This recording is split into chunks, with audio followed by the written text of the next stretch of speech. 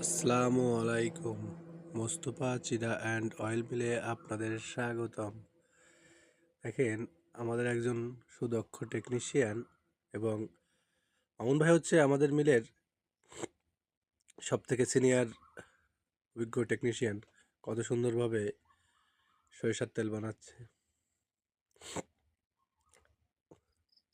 যাই হোক, কিছু কিছু মিলাররা বলে যে সরিষার তেল মেশিনে ফিল্টার করা লাগে না, ড্রামে ফিল্টার করলেই হয়ে যায়। কিন্তু আমি বলি, সরিষার তেল মেশিনে ফিল্টার না করলে কখনোই 100% পরিশোধিত হয় না, 100% খাওয়ার উপযোগী হওয়া সম্ভব না। এটাই বাস্তব সত্য কথা। মেশিনে ফিল্টার না করলে কখনোই 100% ফ্রেশ হবে না। দেখেন কত সুন্দরভাবে মেশিনে ফিল্টার করে তারপর তেলটা পরিশোধিত করা হচ্ছে।